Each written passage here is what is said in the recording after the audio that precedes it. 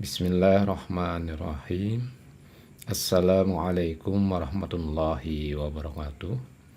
Alhamdulillahirrabbilalamin. Wabihi nasta'in ala umuri dunia waddin.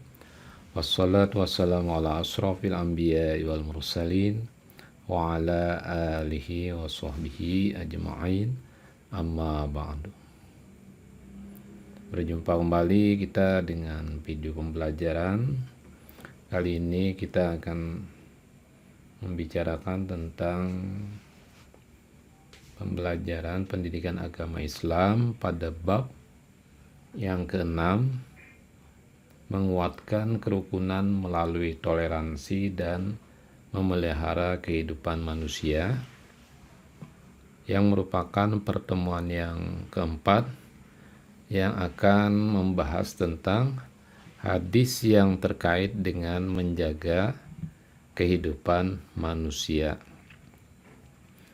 Jadi pada pertemuan kita kali ini kita akan membicarakan hadis yang terkait dengan menjaga kehidupan manusia.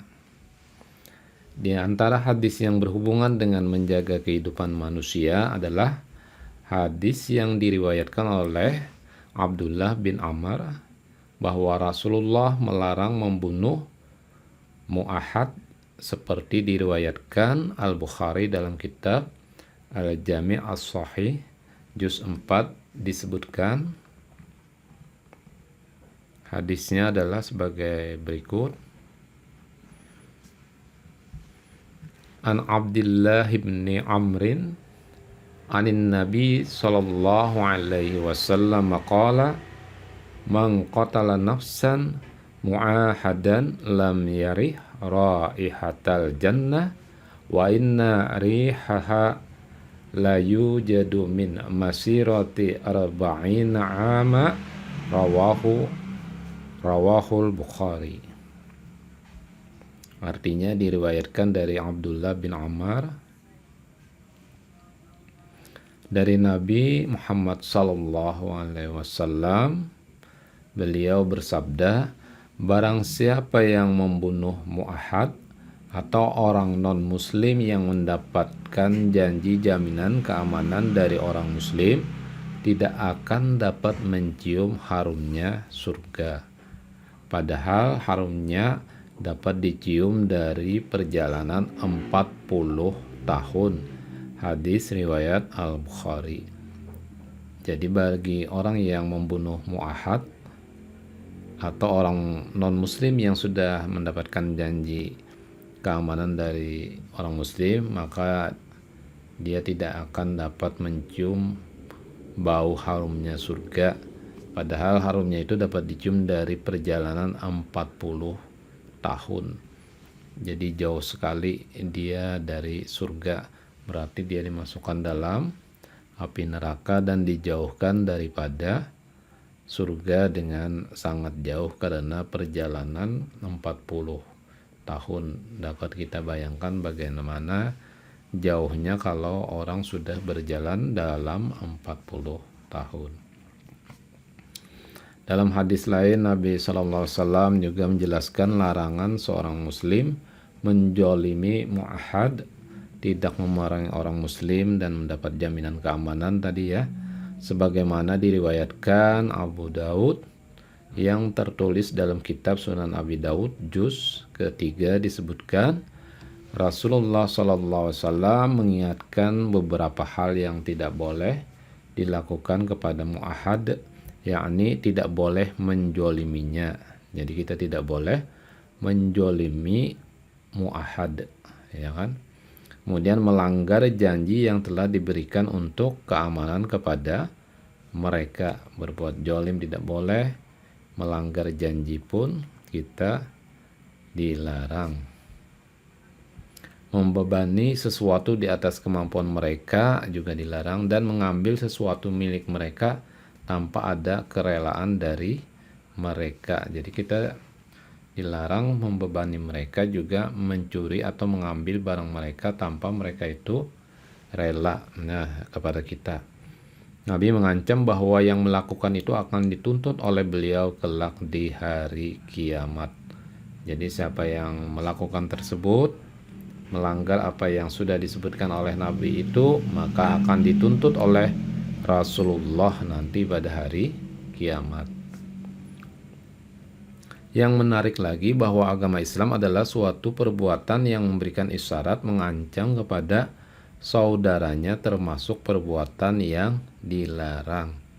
Jadi tidak boleh mengancam kepada saudaranya, karena itu perbuatan yang dilarang, sebagaimana hadis Nabi Muhammad SAW menyebutkan,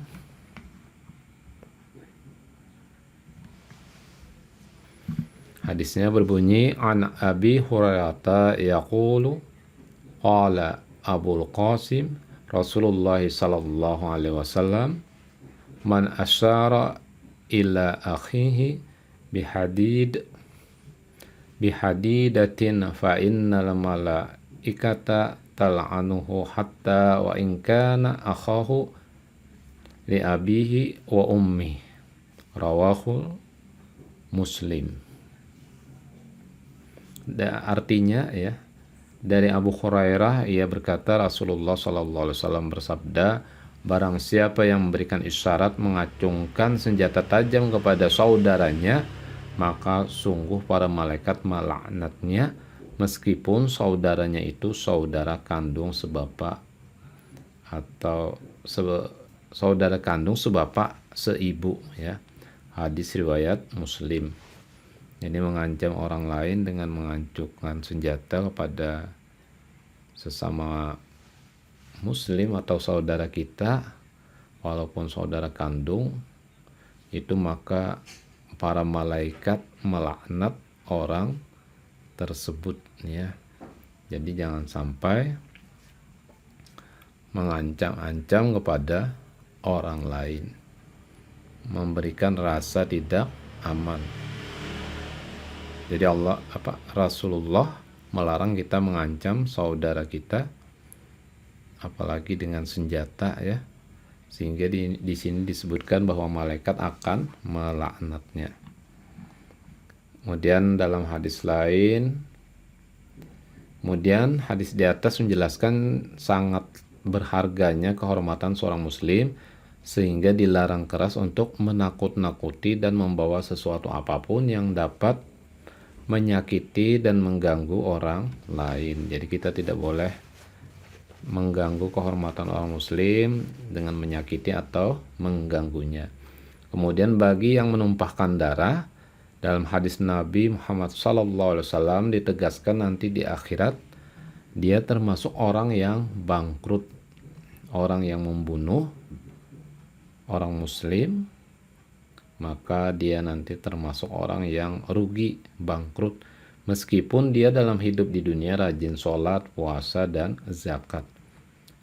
Jadi rugi sekali orang yang menumpahkan darah, membunuh orang lain, walaupun dia rajin asalnya sholat, puasa, dan zakat, sebagaimana dalam hadis Nabi SAW. An Abi Hurairah anna Rasulullah sallallahu alaihi wasallam qala atadruna manil muflis, qalu al muflisu fina man la dirhama lahu wala mata'a, faqala innal muflisa min ummati ya'ti yawmal qiyamati bisolatin wa siyamin wa zakatin wa ya'ti qad satama hadha wa qadzafa hadha wa akala mala hadha wa safaka dama hadha wa daraba hadha fayu'ta hadha min hasanatihi wa hadha min hasanatihi fa in paniyat hasanatuhu qabla ay yuqda ma alaihi ukhida min khatayahum paturihat alaihi summa turiha finnar, rawahu Muslim.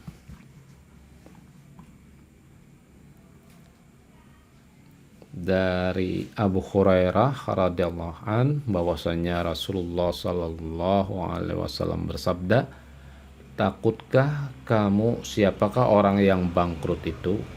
Nah, jadi Nabi menanyakan kepada para sahabat, tahukah kamu siapakah orang yang bangkrut itu? Para sahabat menjawab, orang yang bangkrut di antara kami adalah orang yang tidak mempunyai dirham dan harta benda. Jadi para sahabat menjawabnya kalau yang namanya orang bangkrut itu adalah orang yang tidak mempunyai dirham, harta benda, atau jika kita orang yang kada punya duit. Maka beliau bersabda, sesungguhnya orang yang bangkrut dari umatku adalah orang yang datang pada hari kiamat membawa sholat, puasa, dan zakat. Artinya pada hari kiamat ia itu datang membawa pahala sholatnya, puasa, dan zakatnya. Tetapi di samping itu juga pernah mencaci si ini. Jadi dia ini waktu di dunia suka atau pernah mencaci orang lain, menyambati, mencaci orang lain, menuduh si ini, atau dia pernah menuduh orang lain, si ini, makan harta si ini. Nah, makan hartanya tanpa izin lah, bisa juga mencuri lah, menumpahkan darah si ini, artinya dia itu membunuh orang lain, dan memukul si ini, atau dia itu pernah memukul orang lain, dipukulnya.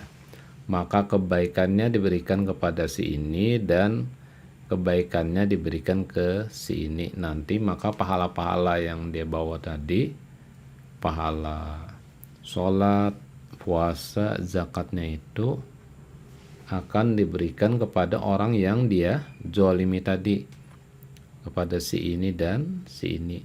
Maka apabila telah habis kebaikannya sedangkan belum terbayar semua tuntutan orang-orang yang lainnya, diambilkanlah dosa-dosa orang yang pernah dizoliminya untuk dipikulkan kepadanya.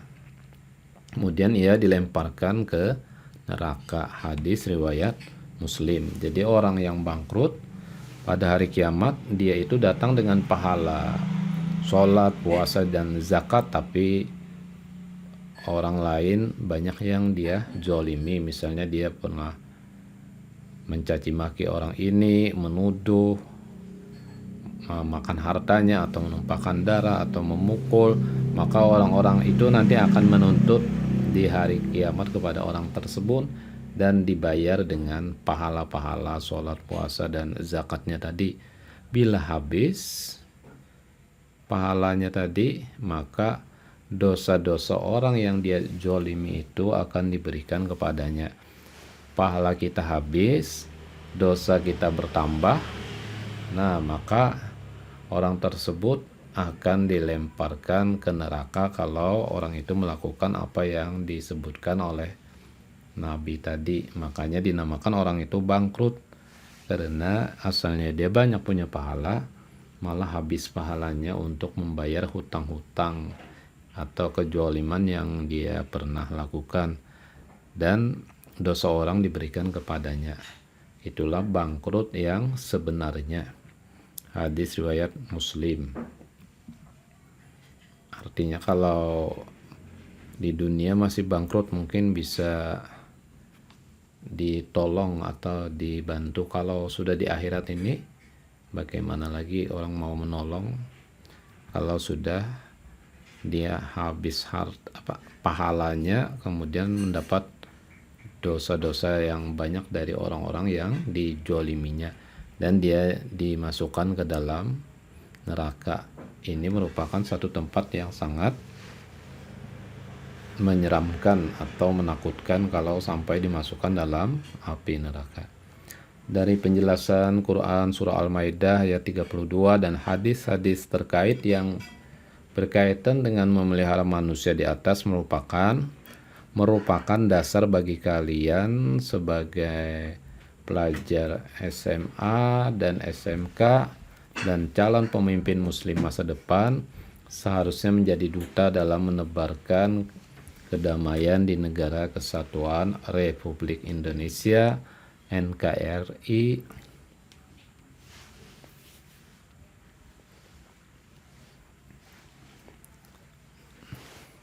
dalam menebarkan kedamaian di Negara Kesatuan Republik Indonesia atau NKRI maupun di seluruh dunia. Nah, jadi orang yang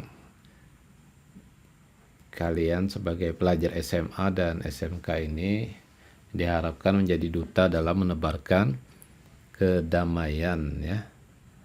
Jangan sampai menebarkan permusuhan atau ancaman di negara kita, Negara Kesatuan Republik Indonesia atau disingkat NKRI, bukan hanya di Indonesia maupun di seluruh dunia.